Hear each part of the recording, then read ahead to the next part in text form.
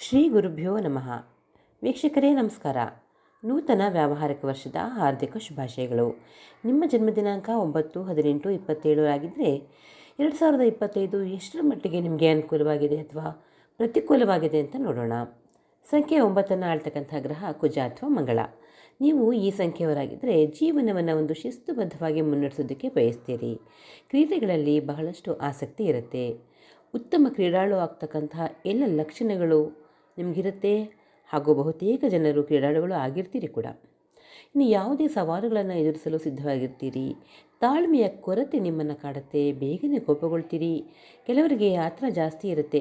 ನೀವು ನಿಮ್ಮ ಸ್ನೇಹಿತರ ಜೊತೆಗೆ ಅಥವಾ ನಿಮ್ಮ ಅಣ್ಣ ತಮ್ಮಂದಿರ ಜೊತೆಗೆ ತುಂಬಾ ಜಗಳ ಆಡ್ತೀರ, ಆದರೆ ಅವರ ಬಗ್ಗೆ ಅಷ್ಟೇ ಕಾಳಜಿಯನ್ನು ಕೂಡ ವಹಿಸ್ತೀರಿ ಕೂಡ. ಇನ್ನು ಇಂತಹ ಸ್ವಭಾವ ಇರೋ ನಿಮಗೆ 2025 ಹೇಗಿರುತ್ತಪ್ಪ ಅಂದರೆ 85% ಸೂಪರಾಗಿರುತ್ತೆ ಅಂತ ಹೇಳ್ಬೋದು. ಸೇನಾನಿಗಳು ಅಂದರೆ ಸೇನೆಯಲ್ಲಿರ್ತಕ್ಕಂಥವರು, ಅಗ್ನಿಶಾಮಕ ದಳದಲ್ಲಿರೋರು, ನ್ಯಾಯವಾದಿಗಳು, ನ್ಯಾಯಾಧೀಶರು, ಸಂಶೋಧಕರು, ವಿಜ್ಞಾನಿಗಳು, ತಂತ್ರಜ್ಞರು, ತಾಂತ್ರಿಕ ವಿದ್ಯಾರ್ಥಿಗಳಿಗೆ ಅತ್ಯುತ್ತಮವಾದ ವರ್ಷ ಇದಾಗಿದೆ. ನೀವು ಮಾಡ್ತಕ್ಕಂಥ 90% ಕೆಲಸಗಳಿಗೆ ಪ್ರೋತ್ಸಾಹ, ಪುರಸ್ಕಾರ ಎಲ್ಲವೂ ಸಿಗುತ್ತೆ. ಕೈಗೊಳ್ತಕ್ಕಂಥ ಕಾರ್ಯಗಳಲ್ಲಿ ಯಶಸ್ವಿ ಆಗ್ತೀರಿ. ರಿಯಲ್ ಎಸ್ಟೇಟ್ ವ್ಯವಹಾರ ಮಾಡ್ತಾ ಇರೋರಿಗೂ ಈ ವರ್ಷ ಸಾಕಷ್ಟು ಲಾಭವಿದೆ. ಆದರೆ ಆತರ ಬೇಡ, ತಾಳ್ಮೆ ಇರಲಿ. ಆರ್ಥಿಕವಾಗಿ 9 ಸಂಖ್ಯೆ ಬಹುಪಾಲು ಜನರಿಗೆ ಅಭಿವೃದ್ಧಿ ಇದೆ. ಸಹೋದರರು ಮತ್ತು ಸ್ನೇಹಿತರ ಜೊತೆಗಿನ ನಿಮ್ಮ ಬಾಂಧವ್ಯ ಹೆಚ್ಚಾಗುತ್ತೆ. ಭೂಮಿ ಮಾರಾಟ, ಖರೀದಿಯಿಂದ ಲಾಭವಾಗಲಿದೆ. ಅವಿವಾಹಿತರು ಮದುವೆಗಾಗಿ ಪ್ರಯತ್ನ ಪಡಬಹುದು.